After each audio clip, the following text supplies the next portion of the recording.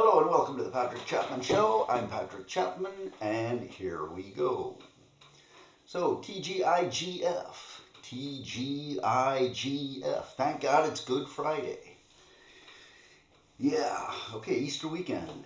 And great time of year. I love this time of year. Today I went jogging this morning, so starting to get back in shape in the spring after the long winter. And this evening, we're going to go out and I'm taking my son out and we're going to go to Wrocław. And we're going to go to Popeye's Chicken, which is in I think there's one in the station, in the train station. So we'll take the train.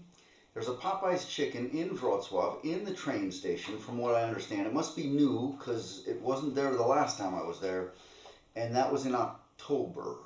Yeah, I'm pretty sure. I don't know if I really checked because I might have run through the station quickly. But Popeyes, that's a New Orleans restaurant, and I never knew about Popeyes till I moved to New Orleans in 1976. That was the first time I had Popeyes. I remember the very first time I had it. We went out and got it, brought a bunch of it home, a big box of chicken or something. And for the whole family, and we almost couldn't eat it. It was so spicy, it burned your lips off. So it took some getting used to. Later, I would come to love it. I don't know if I love the particular spicy. I think they changed it up to where you had a choice later, where you didn't have to get the spicy kind. But what I used to love was the onion rings. I have no idea whether in Poland they'll have the same old onion rings like they used to, but that was when I used to work at Mr. Z's, the trophy place, where I was working there with a couple of my high school friends. We would go to Popeyes sometimes, and I would just get the onion rings. They're so delicious. Probably very unhealthy, but who cares when you're young? And so we're looking forward to that, going to Popeyes. I haven't been to Popeyes since I lived in New Orleans, and even then I didn't go that often. But something to look forward to. So now it must be worldwide. That's funny how it grew. I don't know if it's all over the United States now, because you have a lot of choices, and things are coming to Poland. So Popeye's Chicken is here. And I remember standing on the corner of Carrollton and Willow and where Nick's Library used to be. I don't know if it's still there or not anymore. I don't know what's changed since Katrina, But it used to be Nick's Library on Carrollton, on the corner of Willow, and right directly across the street, on the other side of Carrollton, there was a Popeyes. Later that changed to a gas station, I think. But I remember standing there looking at it and my papa was with me. We were gonna take the bus or something downtown. I don't know what we were doing there. Maybe we were gonna take the streetcar. In any case, I'm looking at it, I noticed you could say Pope Yes. Like when you read it, you could say Popeyes, but it could also be Pope Yes. So that was something I discovered. And then right next to there, like if you go to the right a little bit down the street, you had a good sandwich place called Streetcar Sandwiches, which was, I don't want to what am I talking about New Orleans for? I'm supposed to be talking about something else today. We'll get to New Orleans later, but let me just say the Streetcar Sandwiches, to me, was better than Camellia Grill. There, I said it. Camellia Grill, good, but I like Streetcar Sandwiches better. Okay, so that's there. We'll talk about New Orleans another time, but I couldn't help but talk about it because we're going to Popeyes today, and I'm looking forward to that. And that's on the way to football practice. So we're going to go see the Jaguars just to visit and kind of hang out and watch them practice a little bit. I watched their whole first game of the season last Saturday night as I was going to bed. They had played at 5 o'clock. I forgot about it, actually, and I missed the start time. So then as I was going to bed, I put it on YouTube, and I watched the whole thing. And they got beat by the Mets up in Warsaw. And the Mets are a good team. They're probably a better team. But the Jags had some really good plays. They had some good plays. I'm glad they scored points. They got 6 points, 1 touchdown, and you don't want to end up with a goose egg. You don't want to get shut out. It's just you got to get some points on the board, and they did that. and they had some good plays. And it was fun seeing the faces. It's really hard to identify guys with those helmets on, and they all got the same uniform. But I know the positions, and I know some of the players, and so sometimes you can, if you get a close up, you can see the face, the eyes, and or if they take the helmet off for a brief moment. But and some of them you can kind of tell by the body shape or the way they run, if you know the guy well enough. So I saw Swavoy and Kuba and then Radek and Hubert on the offensive line, and some of the other guys. Moneta made a great catch over the middle, like a deep middle pass right over the shoulder, beautiful. And then Kuba had a great catch for a touchdown, but they're playing on a field that is a football field superimposed onto a soccer field. So now it's not the same size. So now you got lines for the football field and lines for the soccer field. And he caught the ball and came down what he thought was in the end zone, but he was actually just out of the end zone, and it was not a touchdown because the ref was right there looking, and he actually had, I think he had one foot in or on the line and the other one just out because he was looking at the soccer line, and that was confusing, and he missed a touchdown there. But I don't even remember how we got the one touchdown right at this moment, but at least we got one. And had, like I said, had some good plays. Problems passing the ball, though. Really big problems passing. Some passes just misfired. So something to work on there. And yeah, I can say that Conrad he's always making great plays. This is probably our best player. He's on defense. He plays linebacker. And he made one of those forced fumbles on a guy. But that was getting near the end of the game. It was getting too late. There was one thing we did too, which sometimes you try something crazy because you don't know what'll happen. Sometimes you do something just crazy. It doesn't make sense. And then maybe it's so crazy that it just might work, That's so crazy, it just might work. It's like 4th down and 5, and they got into a goal line position. It wasn't on the goal line, but it's 4th and 5, and they try a quarterback sneak. I mean, you do a quarterback sneak when you need 1 yard or like 1 inch, and maybe you'll get the inch, maybe you'll get the yard. You hope to. But to try to get more than 1 yard, and this was 4th down and 5, and they did that. So that's a little questionable. They didn't get it. They got the inch, I think. They didn't get the 5 yards. I don't know what they were thinking there. My good old coaches, it was good seeing them on the sidelines too. So we'll be seeing all those guys tonight, hopefully, at the practice. And I'm looking forward to that. And we'll just hang out a little bit and watch them a little. And we'll bring the basketball because there's some basketball courts there outside to shoot on. I took both my younger son and my daughter out yesterday to play basketball because my daughter has a new ball and she's been out with it a couple of times. And there are different places to play around the neighborhood. You go walking around the city and you see these, there'll be a basket. Often it's just a crappy place you can't really play on because you can't bounce the ball. There's either just a grass field, which is the worst. It's just stupid waste of money to put those. Well, I've talked about this before, I think. Or it'll be some old, like there was a tar, they put down some blacktop, but it was just tar blacktop. So it's kind of wavy and bumpy and got stuff stuck in it. And now it's old and been weathered and worn out anyway, and there's grass growing on it. So that's the one we played at, actually. And, they had fun. It's fun.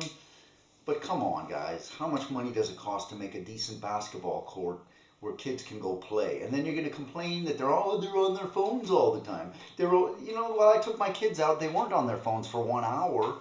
They wanted to play basketball. So we first went to the castle where there's a pretty nice court, but it's closed. Well, they close that every time we want to go play, Anyway, here I am complaining again. So TGIGF. Yeah. So I think I talked about everything. There was one thing after I went jogging, I took a bath, and in the bath I'm sitting there, I'm thinking, about these words I don't understand. There's a new word in English that people are using, cosplay. What does this mean, to cosplay? Well, I don't know. If you maybe one of you can write in the comments for me if you know, because these words come new into the language, and I'm an English teacher. I'm supposed to know this stuff. It often happens with technology, or even at McDonald's. Like in Polish, we say wieśmak. Do you have wieśmak in America? And how do you say it? Podwójny wieśmak. That's what I like. The podwójny. Yeah, but what does it mean, cosplay? Somebody please explain that to me. And people have explained to me the gaslighting. I still don't quite get it. I think it just means lying. And I know it comes from a play that was then made into a movie about a guy who turns down the gas, and it says he doesn't. I didn't do it, right? That's the whole thing of the good. So it's lying. It's like lying, I guess, is gaslighting. But I just don't. I don't feel comfortable with the term enough to use it. I'm not going to use it. You can use it if you. Unisex. This is a word I hate. This is my least favorite word in English, and I'll tell you why. What it means is one sex. Uni is one. A unicycle has one wheel. You're riding on the unicycle. Have you ever tried one? I've tried to ride a unicycle. You try it for 1 second, and then you're like, okay, I can't do it, and I'm not going to spend time trying. Thanks. You know, I remember like getting on one, and okay, I can't do it. I don't have 25 hours a day to spend learning how to ride a unicycle. So a men's bathroom, let's say, is for men, not women. And so that's a unisex bathroom, right? Or if you go to a hairdresser, you know, sometimes you see unisex hairdresser for men and women. Well, that's not unisex. That's bisex. A bicycle has 2 wheels. Bicycle, right? 2 wheels. Bicycle. Bisex. 2 sexes. We do men and women, you know. It should not be called a unisex. It's a misnomer. I hate that word. I don't like the sound of the word anyway. It's not a pretty word. Unisex. Like, what the heck? Get out of here with that. Don't even use the word. Just don't use the word. Tweak is a new one. They're not new. It's been around for some years. It really means to pinch. You know, tweak your nose. You tweak, pinch. But now it's used to like adjust. You just tweak it. Just tweak it. Or maybe if you tweak your muscle, you pull it a little bit. You know, tweaked his hamstring. Tweaked. You know, we're gonna tweak the plan. Just make a few little changes. Tweak. Everybody's using that word for the last few years now. 10 years, 20 years. Hack. A hack. Used to be trick. A hack is a trick. And now they don't use the word trick anymore. That's like as old as trick or treat. Now we use hack. It's going to be hack or treat later. In another year or two, it's going to be hack or treat. Right. And I think that's it for words. What is the topic of the day? The topic of the day is Elk Grove Village, where I grew up. Elk Grove Village, Illinois there are no suburbs east of the city, because you'd be in the lake, because you got Lake Michigan there. So it's a western suburb, as almost all the suburbs are, unless you're like talking about north, maybe northwest, or south, or southeast, or southwest. If you go southeast, you end up in Indiana, and nobody wants to do that.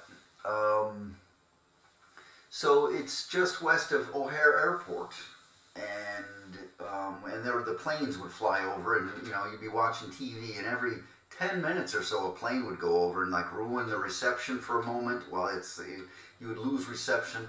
That's the way the TVs used to work with the antennas. You don't have that anymore. But the planes would fly over. They'd be very noisy.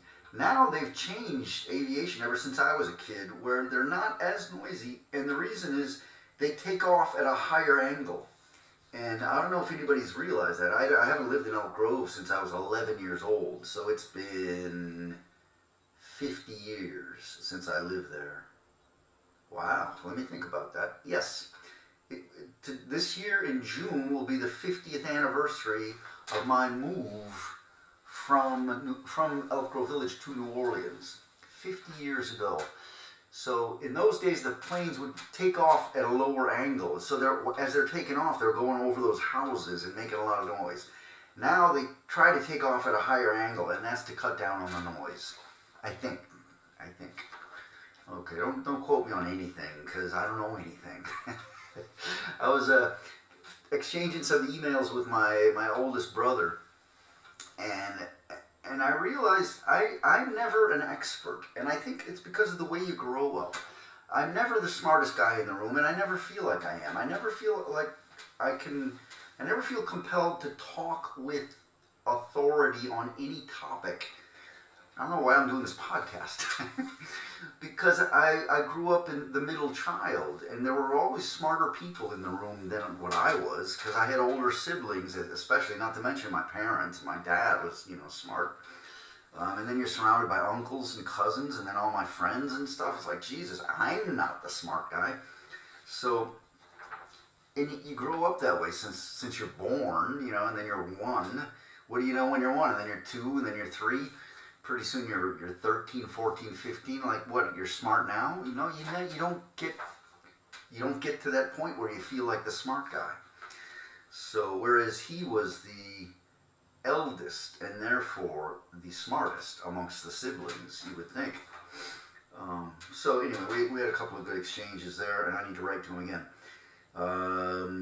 What are we talking about here? Elk Grove Village. So, great place. Perfect place to be a child, and I'm so glad we lived there. And my parents bought a brand new house. It was a planned development. The city planners, whoever the developers planned it.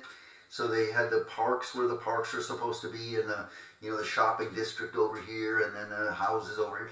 All the houses on the east side of the creek, Salt Creek, were bungalows, like one-story houses, and a lot of the houses on the other side of the creek were the two-story houses. So that must have been planned. My cousins lived over there, the Gervaises. They had a two-story house, and there were like four styles of house you could choose, because they built all the houses. They were all the same, except you could choose four styles, and they would have this style, and then style A, style B, style C, style D. Style A, style B, style C, all the way down the street. So you didn't have two of the same together. It's not quite true. I don't know. Probably you did, and somebody's going to say, no, there were 5 styles, or, no, there were only 3, or blah. I don't know. I'm not the smartest guy in the room. I already said it, all right? Somebody out there is the smart guy. He's going to say, no, you're wrong, and that's good. Please tell me I'm wrong, and write a comment. So, I gotta have a sip of coffee while I'm thinking about what I'm going to talk about next.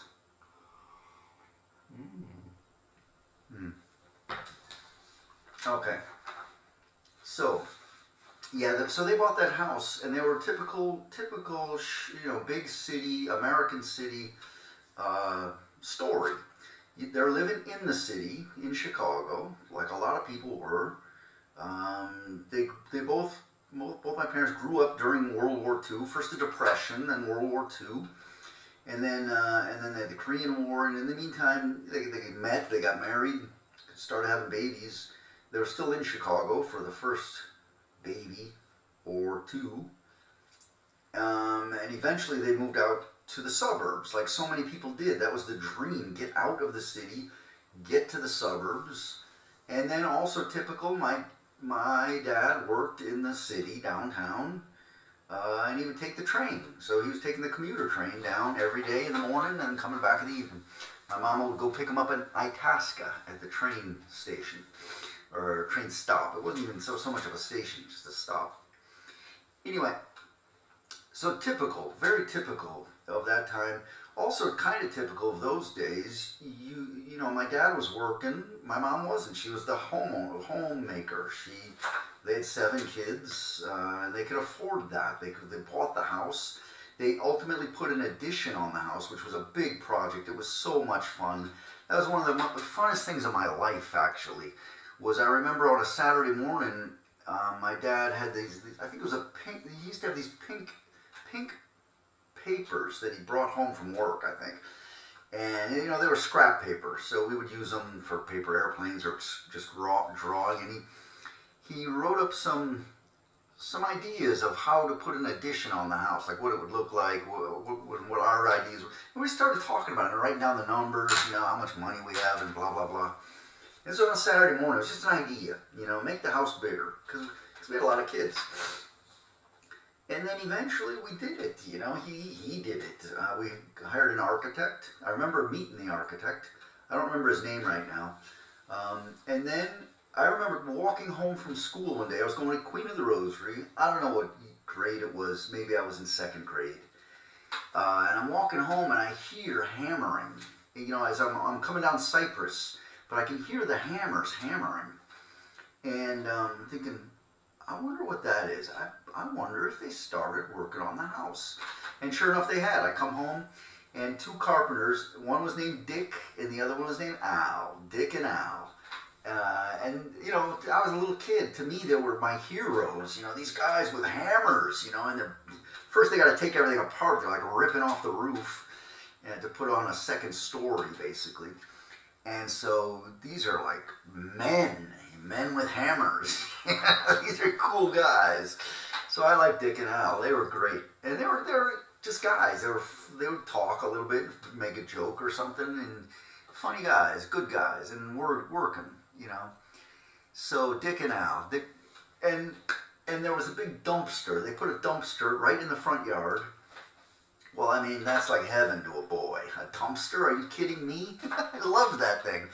Until somebody threw like an old pizza or some spaghetti or something in there, and it stank. And it got stinky, like some old food. Like, don't put that in the dumpster. Like, we want wood stuff. Wood to build and like play with and cut ourselves on. And I had so much fun in that dumpster. So yeah, there was the dumpster, then getting the addition put up. Eventually, they got it done, or at least near enough done to where Peter and I, my big brother Peter and I, spent a night up there. We were the first ones to sleep in the upstairs. You had to go up with a ladder. There was still no stairs. You had to, and there was a hole. You had to like move the board off the hole, and then climb up with a ladder, get on the floor up there, and then recover it. And it was so cold. I remember we had a little lamp. There must have been electricity up there already. We had a lamp next to us. We were like sleeping in sleeping bags or just wrapped up in blankets or something. It wasn't insulated yet. It wasn't finished. It was cold. I don't know what month it was, but it was either winter or a cold spring night or something. Very cold. But so we were the first to sleep upstairs. That was always a big thing when you're a kid, is to be the first one. I remember when we bought the Maverick, we'd always had the big Buick station wagon, which was a perfect car. But then with the economy changing and everything, and the car getting old, they eventually bought a Ford Maverick, which is a much smaller car. We would still fit all 9 of us in the Maverick. But I remember getting up in the morning and running outside to see the new car in the driveway. It wasn't in the garage; it was in the driveway. And then opening it up and getting in, and first one in the back seat. I'm the first one to sit in this, whatever. Anyway, that was kind of a crap car, but we could still fit all 9 people because in those days you didn't have to wear seat belts. And Jeremy was if not a baby, a very little boy. He would lie on the back panel, the back panel behind the back seat, so he could just fit, and we would all sit all on top of each other, and those were the days. All right, so Elk Grove. First thing I think about when I think of Elk Grove is the creek, of course, Salt Creek. I mean, it's probably next to the dumpster. It's probably the best place in the world.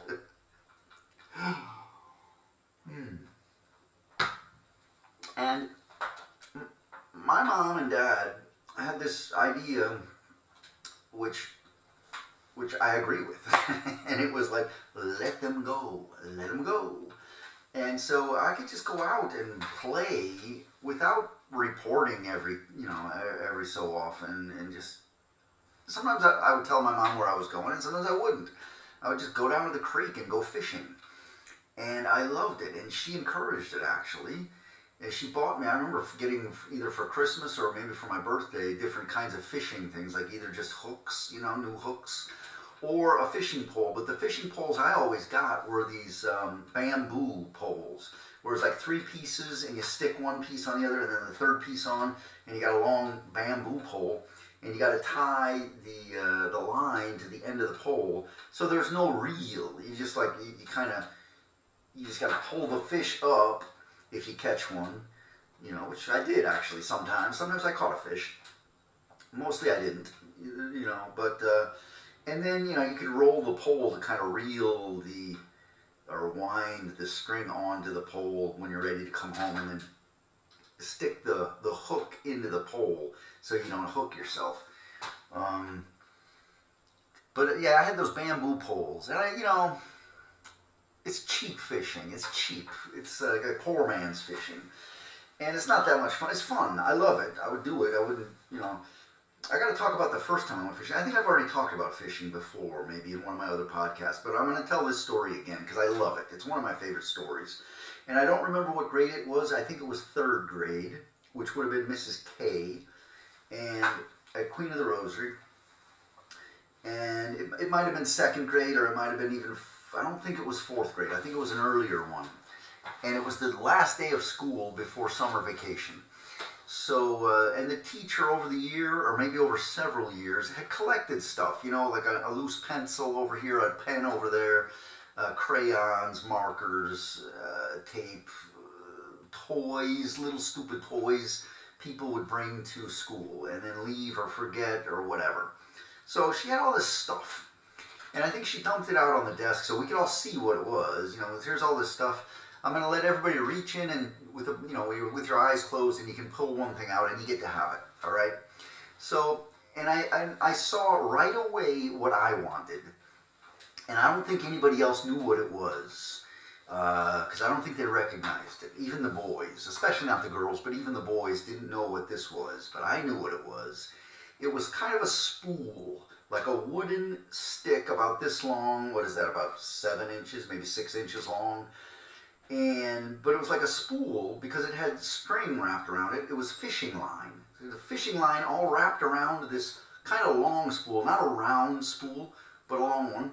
And with the fishing line all wrapped around it, and on the end of the line I could see there was a sinker, first a bobber, a little red and white bobber, a sinker, and a hook at the end. And then that hook was stuck in the thing so you didn't hook yourself. And I'm like, that's a fishing pole. It's not a pole, but it's like a fishing line. I'm like, I want that.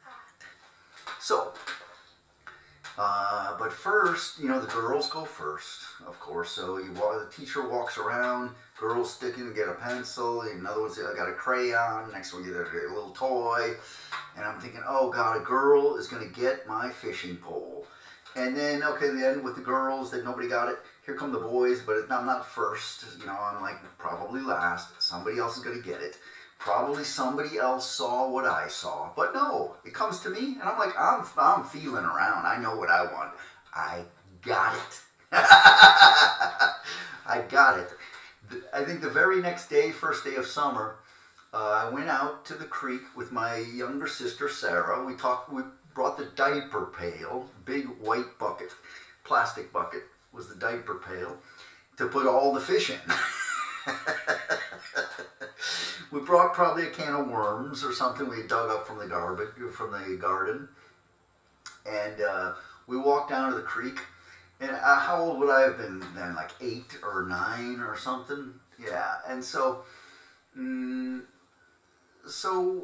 I put the worm on the hook, throw the hook in the water with the bobber floating, and nothing.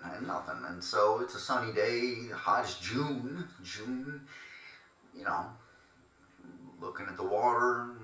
Behind us is Cypress Avenue, looking at the traffic over there. You got the school over here, and over there's something, and there's trees over there. And waiting a long time. And we're probably talking and stuff, and then I noticed the bobber going up and down. I'm like, what the hell? And then I got excited. And then I grabbed the line, because there's no pole, just the line, and I'm like, and that fish is fighting, man. It's not like a little fish. I didn't see it yet because it's under the water, but I'm like, whoa. to feel that live thing at the end of the line is like the energy, you know, and the what do you call it?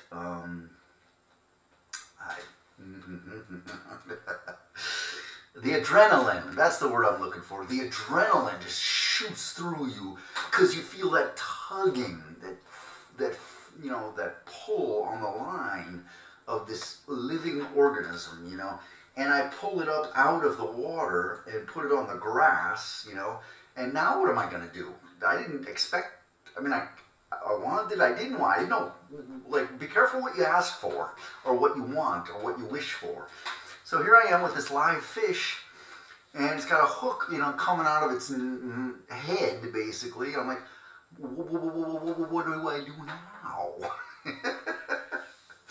So I got to get the hook out, and my plan with the bucket was to fill up the bucket with water, and then so the fish can live, you know, have a live fish to bring home. This was my big idea. So I get the hook out somehow. I mean, you just got to do it, you know. What are you going to do? So you just got to somehow grab the fish without cutting yourself and on the sharp spines. Somehow get the hook out, and I did. The fish was not happy. Not a happy fish. And then while I think I left the fish on the ground while I tried to get water in the bucket. But the problem is, in your head, you think just put the bucket down in the water and pull up the bucket with the water. But there was, because of the angle of the bank or something, I could not get a good scoop of the water. And I got a little water in the bucket, but I couldn't get a lot. Nowadays, I would just walk into the water, you know, if I have to, get my feet wet. But then I wasn't gonna, and I didn't want to, and I'm, you know, plus there might be alligators and crabs and stuff in that water, not to mention snakes. And so I just got a little bit of water in there, and I put the fish in the little bit of water. I'm thinking, well, that's as good as it gets for now, and we'll have to deal with it later. At least we can get it home, and it's got some water. We go all the way home. It's a bullhead, by the way. It's a bullhead, which I came to know later is a very common fish and not a very welcome one. Fishermen do not like bullheads. It's a kind of a catfish, but it's basically a pest. You catch them and you don't want them. You can't do anything with them, I guess. But I was happy, and it had the whiskers. You know, it was a catfish, so it was a bullhead. Get it home, and then I leave it in the backyard on the patio in the bucket, and my mom promptly fills up the bucket with the hose. But even then I knew this is not good for the fish. It's got chlorine in there. Not to mention the temperature. You know, nobody ever thinks about that. Well, you're just blasting it with cold water. Maybe it doesn't like that temperature. Maybe it's not used to it. Maybe it's a shock like it would be for anybody. I don't know. But it definitely did not like the chlorine, I'm sure. And the fish was dead within an hour, I think. So that was the end of that fish. Anyway, the creek, I loved fishing, and I would go very often. And I'm going to continue on this theme for a minute because, like I said, I always had the bamboo pole. And Glenn Franchini, eventually sold me his casting rod. You know, he had a rod and reel. So, and I was happy to buy it. But it was, for me, expensive. I don't know. It was like, he wanted like $5 for it or something. And I would get my allowance, which was like, you know, 35 cents a week or something. And so I got my dad to give me the money as an advance on my allowance. And then for the next year or something, I was not making any money. Anyway, but I got this fishing pole from Glenn Franchini. Glenn was a character because he would ride his mini bike up and down the sidewalk in front of his house. You couldn't go on the street because it's not illegal. He couldn't do. He wasn't old enough or didn't have a license, and maybe the bike wasn't licensed for street riding. And he couldn't go on the other people's sidewalks because I don't know. Maybe you're not supposed to. If it were me, I'd go up and down the whole sidewalk. But he would just stay in front of his house, go down to the corner, back up to the driveway, down to the corner, back up to the driveway. For hours and day after day after. He loved that. I would have loved it too, actually. I would have loved to have a mini bike. but that was not in my future nor in my life. Let's say. So no mini bike for me, but Glenn Franchini had one, and he would change them. He would have one, he'd get another one later, and then mix them up a little bit. He was a character.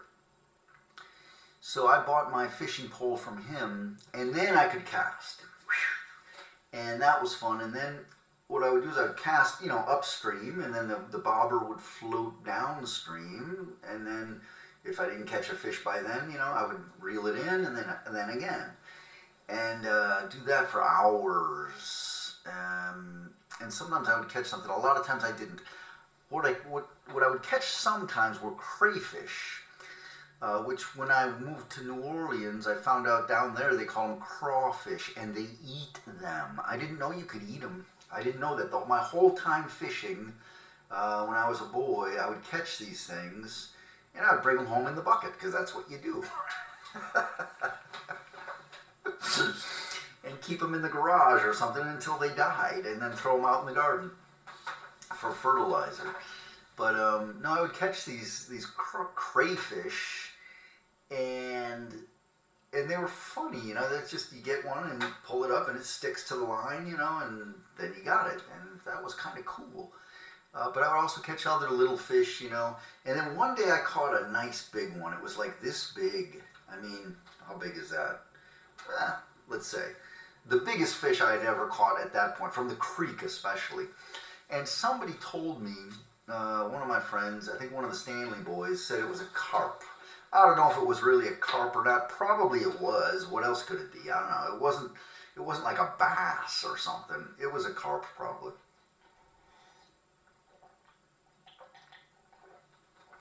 But that was the biggest fish I ever caught in the creek. And that was fun. That was so much fun, getting a big one. Like, wow. My eyes were open.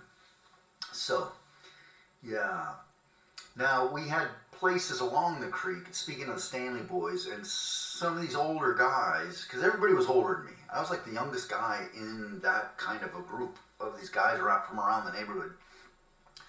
So sometimes we would all go down to the creek, and they had names for places, these places along the banks, and one of them was called Gilligan's Island, one little part of the place. Another one was called the Park Bench, which was like, because the part of the tree had fallen over, and you could sit on this, you could climb up and then sit on this tree that had fallen. And up there, somebody had put up a rope one time for like a rope swing, and we were all there. And one of the Moeller kids, the Moellers were a family who lived in, if I'm right, they lived in what would become the Cox's house on Claremont. And actually their house was very unique. I don't know what, that wasn't one of those, remember I said there were 4 houses and all the houses were the same style, one of those 4 styles. The Cox's house was different. I don't know why, but somehow theirs had a totally different style. Anyway, so one of these Moeller boys was up in the tree at the park bench, and the rope was up there, and they were getting ready to swing, or somebody was pulling on the rope, or had jumped off and come down, or something. Anyway, the rope starts going, sliding over the log, and somehow he had his finger under it. I don't know what he was thinking. Maybe he was holding the rope still. I don't know. I was a little kid, and I'm looking, and I just hear this screaming, and the rope's coming down, and somebody's swinging on it. And he comes out of that tree, and his finger's hanging by threads of skin. And he just ran home. I don't know whatever happened. If they were able to sew it back on or get it fixed, I don't know. But it looked to me, and I never heard the story after that, actually. I don't know what happened. But his finger was hanging, gruesome, a little gruesome. So these things happen when you're a kid. I had things happen to me too. Not quite that bad, I don't think, but some stuff happened to me. Let me tell those stories quickly. Maybe I talked about this when I was talking about hockey and stuff. Remember playing hockey? We played a lot of hockey, especially street hockey. In fact, only street hockey. I never played real ice hockey until much later in life. And I did play hockey later. That's a story for another time. But in the meantime, we played street hockey. And sometimes we play even on roller skates, but not enough people had roller skates or knew how to skate to where we could actually have a skating game, which would have been kind of cool. Now everybody does that. Everybody's got the roller blades and they play roller hockey. But in those days, I had skates and I could skate. So I would go by myself on my driveway and slam the ball, because you play with a tennis ball, slam the ball against the garage doors, which would aggravate my mom, and I would get yelled at and constantly told, don't slam the ball against the garage doors.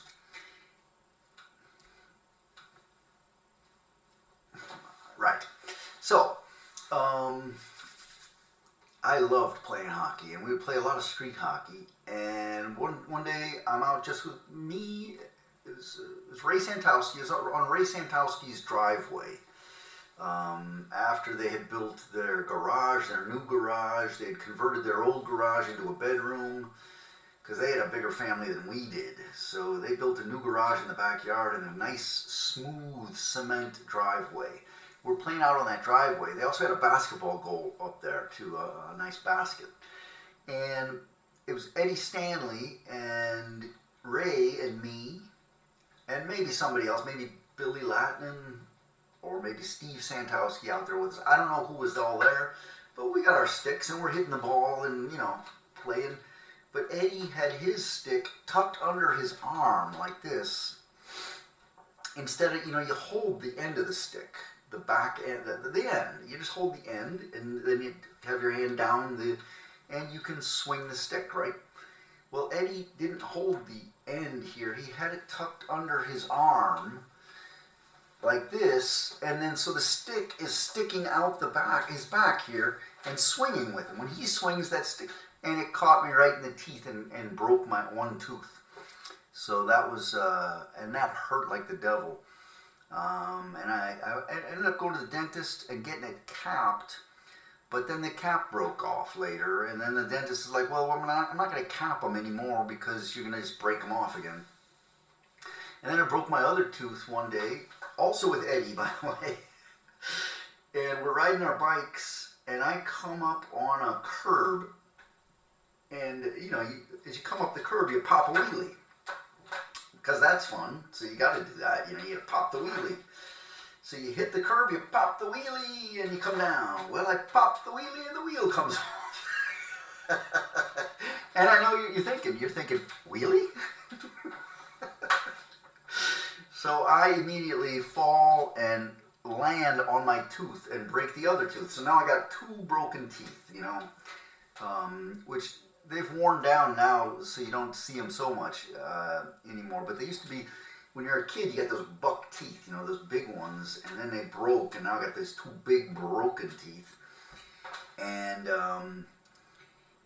yeah, it was in New Orleans, actually. We'll talk about New Orleans later, but later when I lived in New Orleans, the dentist there, Dr. Gelfand, told me that he's not going to cap them because I'm still playing sports.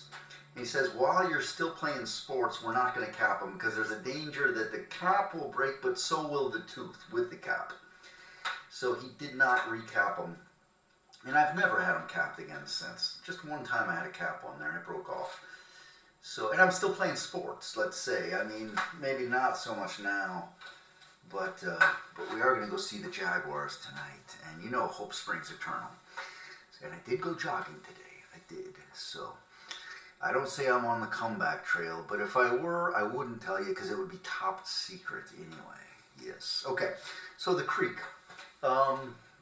Sometimes the creek would freeze in the winter and you could walk across it or you can go skating on it. I never skated on the creek. I loved ice skating, but we would skate at the skating rink, and that was a great thing. Yeah. Before we talk about that though, I remember the snowstorm. Let's talk about winter a little bit. I remember the snowstorm of '67. This is one of my earliest memories because I was born in '64.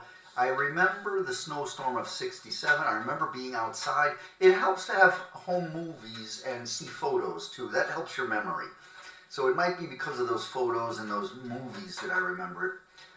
And also my father wrote about it, and I have a book that he wrote where he talks about trying to get home that night from downtown Chicago all the way out to our house in Elk Grove. Well, that was an adventure.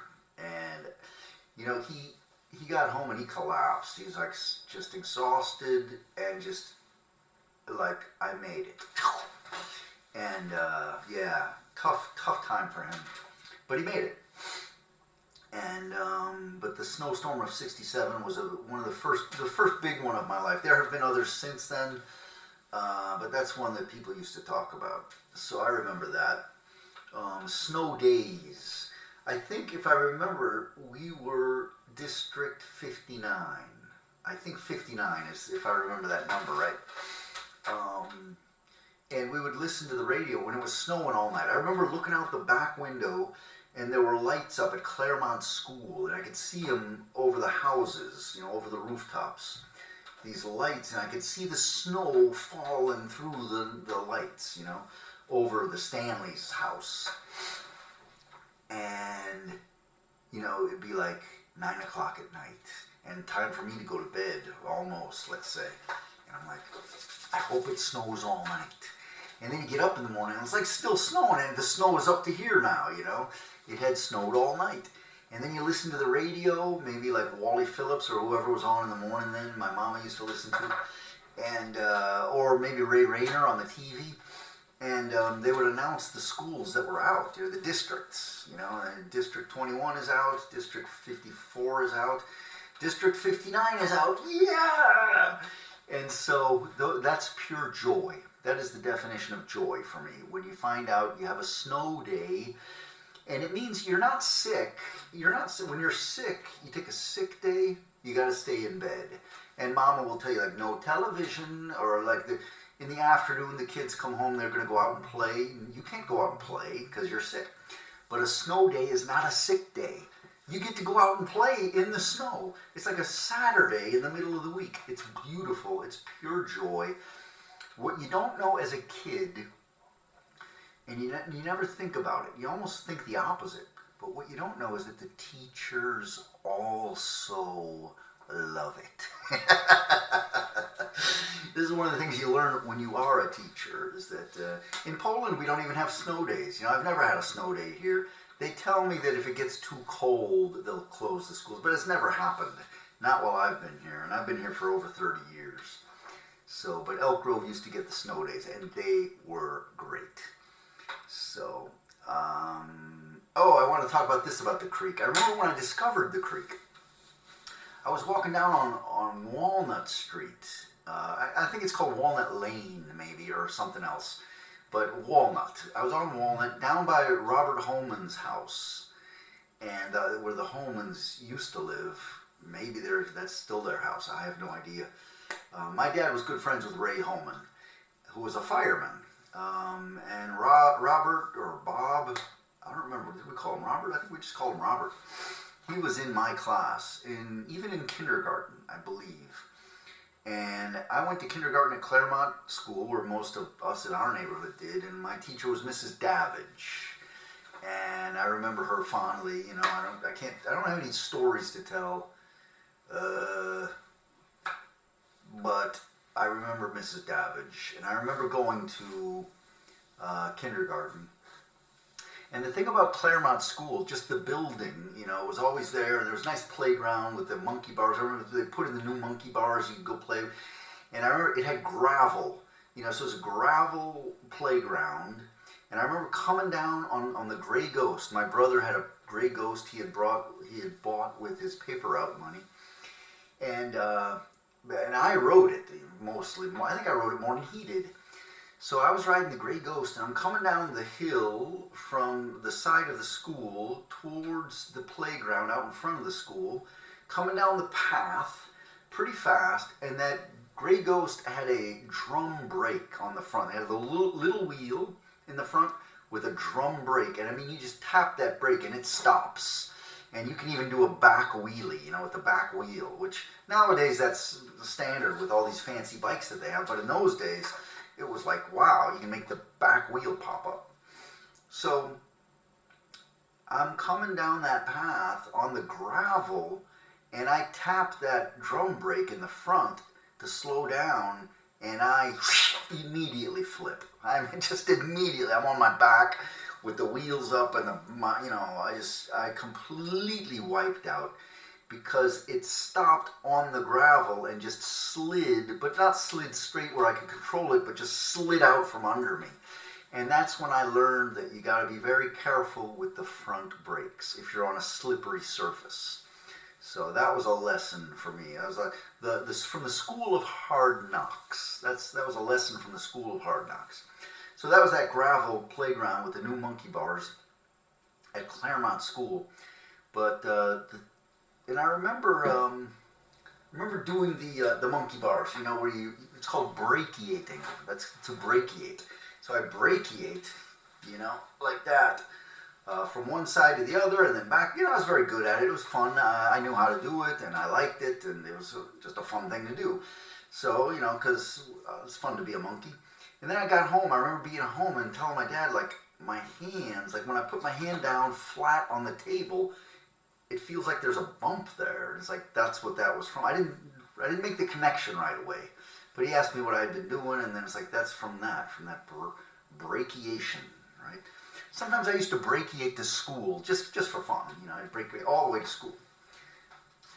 That's a joke. Okay, but I ask my students sometimes how they get to school. How do you get to school? You know, you come by bus, do you brachiate? How do you get to school? So Claremont School, and at some point we discovered you could get onto the roof pretty easily. They had these walls, outside walls,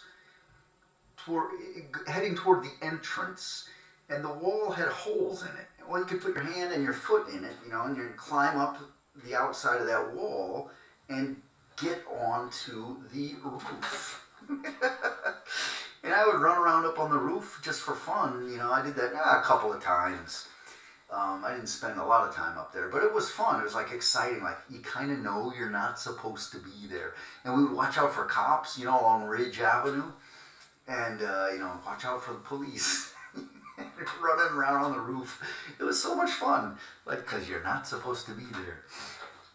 So yeah, fun times at Claremont School. And I remember the gym at Claremont, nice big gym, and Mr. I'll get his name wrong, Risotto or Rizzuto, Mr. Rizzuto, something like that was the gym teacher. And he knew Spanish, I think, and he taught us things like adios or something like that. I remember learning from him. And he had the big rope that would hang down from the ceiling, and he would swing us around on that rope. And that was so much fun. And then we would go there for recreation, too, when I was older. In the summertime, the Park District put on this program called Recreation. I think in most of the public schools they might have had it. So ours was at Claremont, because that was the one in the neighborhood. And we would go there. And the great thing about recreation is you didn't have to go. Just don't go. I mean, it's not like school. You sign up, you have to go. No, you just, if you want to go, you go.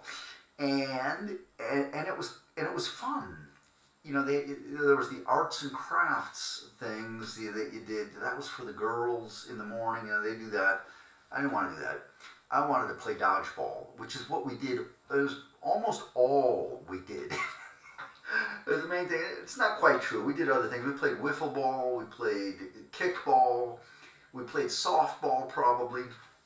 And they would sometimes organize like little trips, etc. So we did a lot of things, but the main thing was dodgeball. And we would play that for hours, and it was so much fun. Yeah. So good. That was recreation in the summertime, just to give us some summer activity. Because otherwise summers can be pretty boring. And nobody wants to admit that. But the fact is, there's a lot of dead time in summer, and you can get kind of bored. Okay, so I was talking about Robert Holman's house. So I'm down there after kindergarten one day. I walked, maybe I went home with him or something, or maybe I just was in his neighborhood for some reason. But I'm outside his house, and then I walked down to the end of the street there, and I discover water. And I'm like a kindergartner, so I'm a young kid.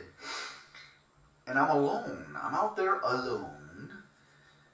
And I see this water. Now I know the creek must have overflowed the bank or something, and there was like a, let's say a pond, but like a temporary pond of water at the end of Walnut.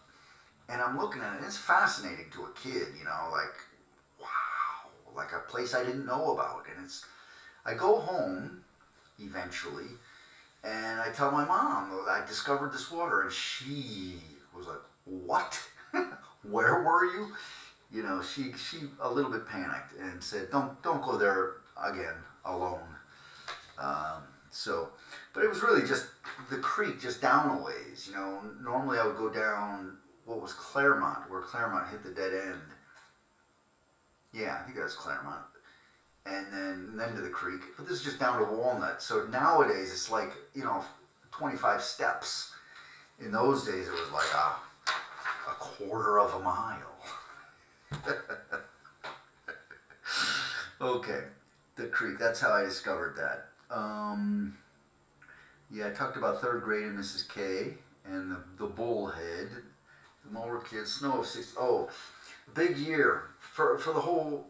For the United States, at least. I don't know about the world, but 1969 was a huge year. It was just a big year. So many things happened that year in all facets of life. So in our family, my sister was born. So this was the third daughter to even up the sons and daughters. Now we had 3 and 3. In 1969, my sister Betsy was born. The very next year, almost exactly a year later, my brother Jeremy would be born in 1970, and so now we had the boy advantage of 4 to 3, 4 boys, 3 girls. But let's talk about 69. So Betsy was born. That's a big event in a family when a baby is born. So. And people talk about the baby boom, and they always want to define it. Well, the baby boom started, and then it ended. I'm like, no. When you talk about generations, you have the parents, and then you have their kids. And those kids are a generation, you know. And then they have their kid, and that's a generation. And then it goes like that. It's not like here's one kid, and then the second kid, and that's a generation. In my book, you know. And I'm not the expert in the room, because I don't know anything, and I'm never the expert. But I do know this. Our generation starts in 1955 when my brother was born, and that's clearly in the middle of the baby boom. And then it goes all the way to 1970 when my last brother was born, you know, the last of the siblings. So it's at least to 1970 for me, you know, the baby boom. So we're all boomers. And if my mom was not a contributor to the baby boom, then nobody was. Except maybe Mrs. Santowski. All right. The boom. Okay, so we put the boom in baby boom, as did the Santowskis. They had 9 kids. All right. I remember Loretta Hall. We used to go to church every Sunday, and I can remember going to church in Loretta Hall, which was in the school, Queen of the Rosary School, in the gym, what would become the gym. It wasn't a gym yet, I don't think. Maybe they also used it as a gym at that time, too. I don't think so, but maybe. But they used to have church in there on Sundays. I don't remember if there were pews or if they just set up chairs like they would do eventually with the Cub Scouts on Friday nights, which was a blast.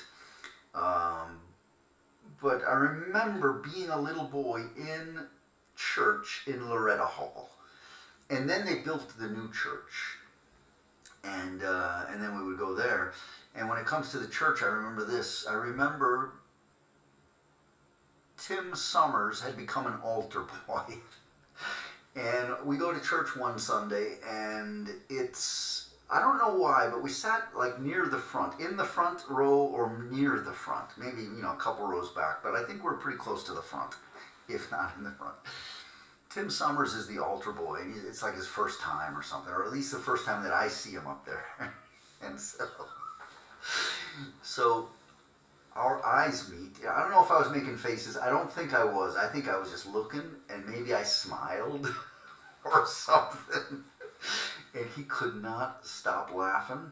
He was fighting it. You could see him turning beet red, and he was one of those guys who turned red. Turned red as a beet, trying not to laugh the whole mass. And then he would try to avoid eye contact with me, but at some point you can't help it. That was a funny situation. Good old church. All right. Okay. What do we got? Oh, it was 1969 I was talking about. So Betsy was born, and when she was born, Margaret Lynn, my cousin, came out to visit us from Wenatchee, Washington. And so she came, and that's when I got to know her, and we had a great, it was just so much fun having a cousin, and she was much older than me, you know, so it's like a new big sister, but a cousin, so then you don't get all that sister crap. So we could just have fun, and she was fun, and she was and she was responsible, you know, you could feel like if mom's not here, she's the boss. And she was really responsible and fun, and it just made that whole summer great. And then of course the Mets and the Jets, you know, you can't talk about '69 without hitting that. And then Sesame Street, that was the year that started, which was kind of a big thing in my childhood. I did not get to watch it. I came home from kindergarten one day, and my mama told me about it. She said there's this new show on, and Sarah got to watch it. And I was kind of jealous. I'm like, she gets to watch this new great show that you're telling me about, and I didn't even see it. Finally, eventually I would see it, of course, and the rest is history. Now I don't really like Sesame Street, actually. I don't want my kids watching that. But at the time, it was a cool thing. I think Abbey Road came out in '69. I'm not sure on that. Maybe it was the next year, but I'm positive the Beatles came out with something in '69. So that's what I wrote down in my notes. And then the moon landing, of course. You can't talk about it without talking about the moon landing. And I remember watching that on TV and actually seeing them, you know, out there. I don't remember what I saw, but I remember watching the TV the day that they landed on the moon, and you could see it. And that was a big success for John F. Kennedy, actually, because it was him who said, we're going to try to get this done in this decade. And they did. They got it in just under the wire, you know. They got it in the decade. So great. '69, just a fabulous year in that whole century. That was one of the coolest years, you know, fun, interesting, historic, and not too tragic. Maybe there was some tragedy also. I'm not thinking about that right now, because you could say, well, 1939 was a big year. You know, yeah, okay, sorry, I'm not talking about that. That was a big year, you're right. 1914, Guns of August, all that stuff. But I'm talking about just cool fun, and especially in my life. I was alive then, and I can remember Margaret Lynn coming. And I don't remember if it was '69 or '70, because Margaret Lynn came both years. For when Betsy was born, she came especially to help out around the house, because my mom was having a baby. And one of those 2 years, my dad was in the hospital, because he had some problem. I don't know what the problem was now, but he got sick somehow and had to get better. So he was in the hospital for not just a short time, like maybe a week, maybe 2 weeks, I don't know. So Margaret Lynn really helped out. And my dad came home from the hospital, and then he was fine, he was healthy, and he lived a long time after that, decades. But he had grown a mustache, so now he had a mustache. And I remember him before the mustache and after the mustache. And then he had it the rest of his life. He never shaved it off. So that was a cool surprise, you know? Dad coming home with a mustache. Okay, and I don't know if that was '69 or '70. It doesn't matter. So we got the addition, we got the Gervaises. The Gervaises had a pool. And I remember the Gervaises, they lived over on Trollbridge is the name of their street. And they had a 2-story house, which was fun.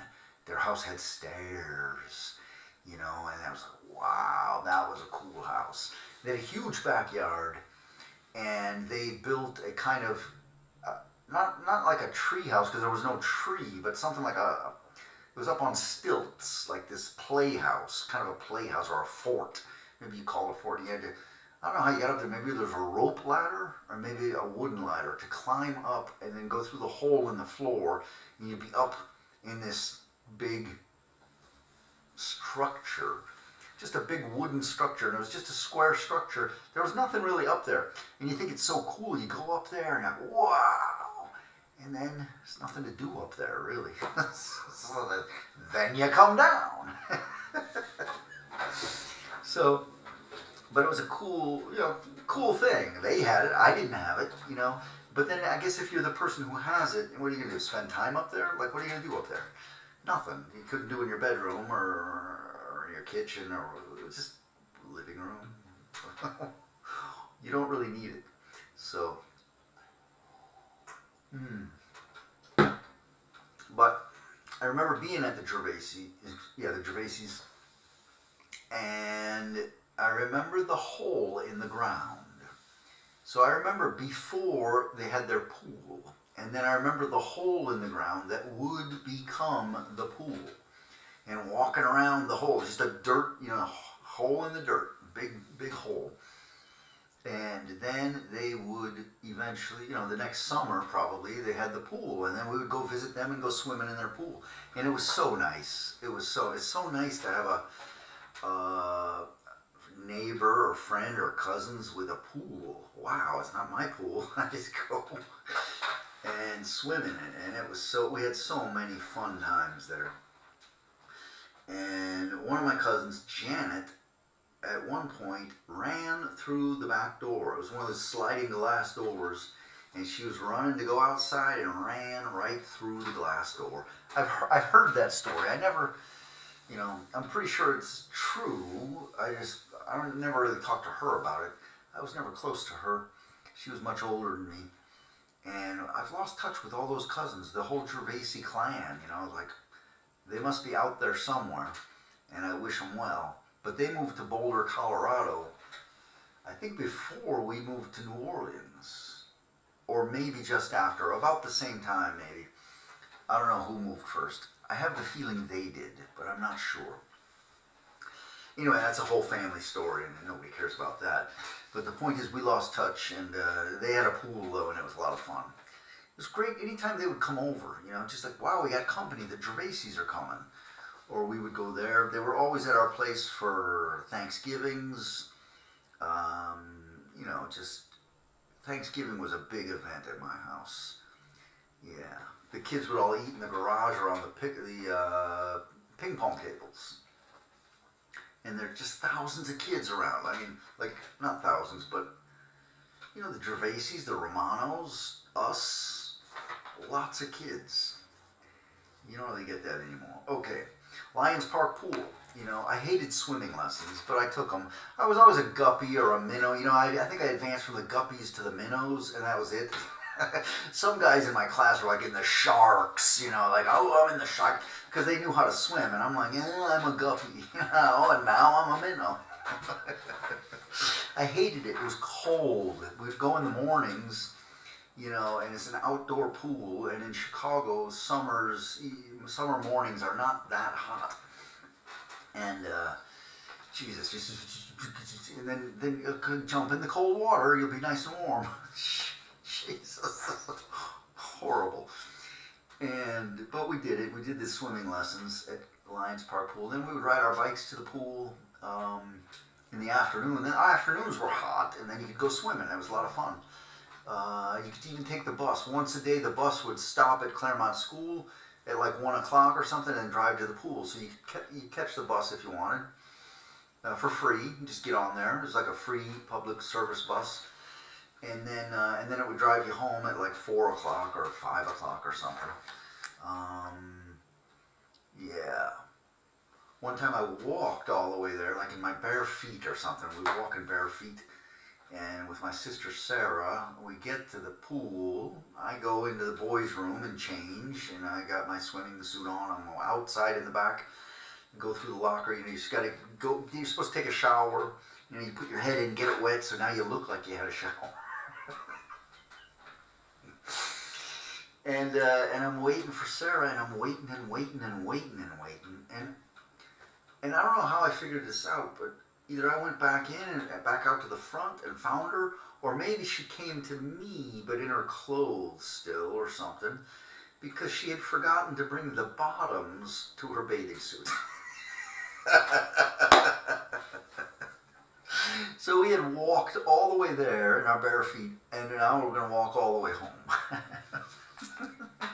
For nothing. So the great thing about these tragedies is that now we can laugh. Now we can laugh, right?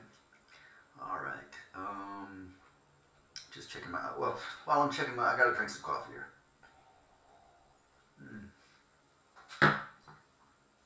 All right. Oh, talking about ice skating. Let's go back to that. We talked about hockey, and I like roller skating. I was a pretty good ice skater too. It turned out I think I just transferred from rollers to ice. It was not that big a transition for me, so I could skate pretty well, but not as well as the hockey players. And I don't know why nobody ever said, "Hey, would you like to play hockey?" Nobody ever asked me that. Because it turned out some kids in my class were playing hockey on the hockey team. Like Scott Fransgrove to David Procio, was that his name? Procio,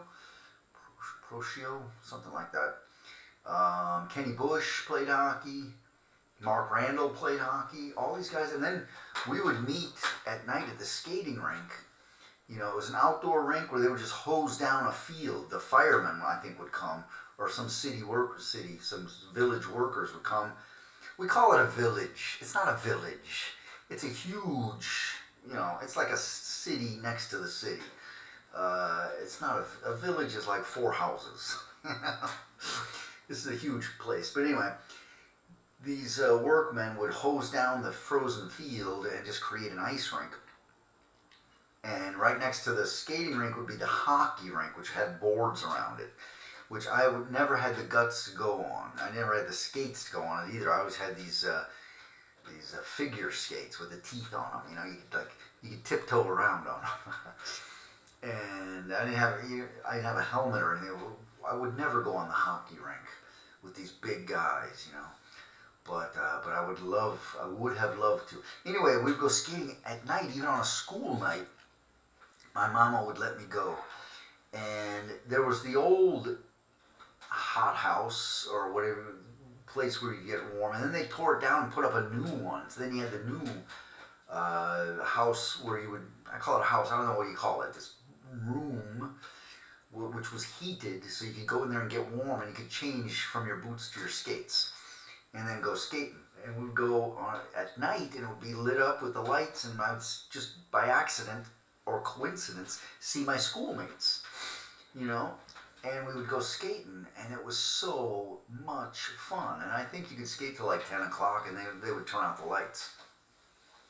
And then you would have to go to school the next day. But so much fun. And then these guys who played hockey, like Kenny Bush and Mark Randall and Scott Fransgrove and Kenny Procio, David Procio, they could skate. They were awesome skaters. And I could skate, but not like them. They were like, wow. But one year, my father ran a hose from the kitchen sink out the back door, and he would come home at night, from work, and stand out there in the cold with his thumb on the hose, hosing down the backyard. He had put up snow banks around, and then flooded the inside of that and made a nice ice rink for us. And that was so much fun.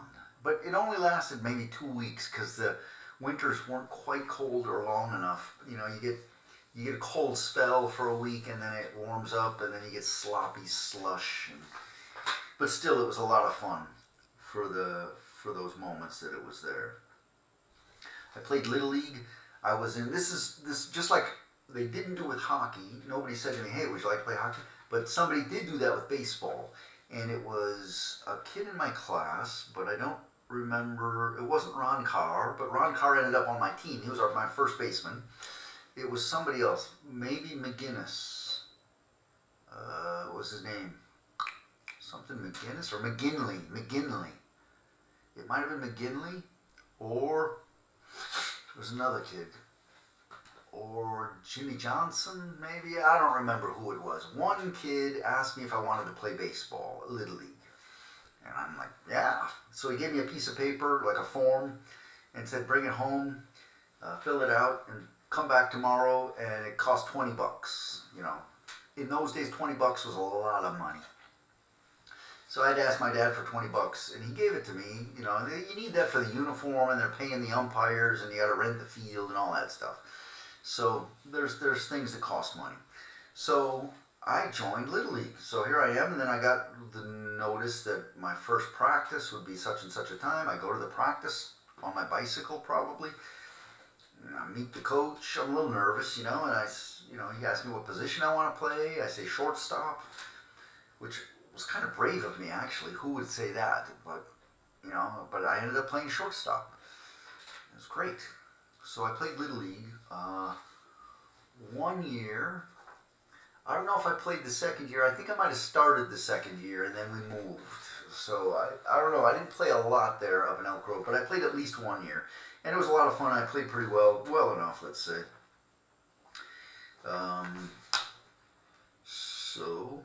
Okay. Going down the list here of my little notes. Little League, street hockey. Oh, we played a lot of wiffle ball in the Stanley's backyard, also in our yard. People had yards then. And one thing I remember from my early childhood, there were no fences. A couple of people had fences in their backyard, like it would become the Eckarts, but before the Eckarts lived there, there was a different family. And I don't remember their names, but right next door to the Santowskis, there was a house, and they had a swimming pool. I never once was invited, neither by the Eckarts nor by those previous people, to go swimming there. I don't think anybody was, which was probably smart on their part. But so they had a fence, because you got to have a fence if you have a pool, and their fence was kind of a high one, and you couldn't really see through it. I mean, you could if you really tried to look, but it was like it had things, something around it, so it was covered, let's say. So it was hard to see inside. So they had their privacy at their pool, and that's good for them. Good for them. So they had a fence. But you could go all the way, like from the Santowskis up at Ridge down in the backyards. You could probably walk, except some people had hedges. There were a lot of hedges, but you cut through the hedges maybe. And you could go all the way down the block almost till you got down near the end, and then somebody else had a fence. And then the Ryans, right behind us, they had two houses, one where they lived and one where their grandmother lived right next door. And they had a fence around for both of those yards, but the two yards were connected. And they had big dogs, and that's why they had their fences. And then probably some other people down at the end of the block had fences. But when I was a kid, you could run down through those backyards, just running, and kids did, it was so much fun. It's like a big field. And then one by one, we got a dog, we don't want the kids running, put up a fence, Bastards. Don't fence me in. Alright, so the fences grew, and that killed that. Nothing lasts forever. I wanted to go through the teachers at Queen of the Rosary very fast, because, how are we doing on time here? This is going kind of long. Just an hour and 18. Okay, good. How much do I have to go?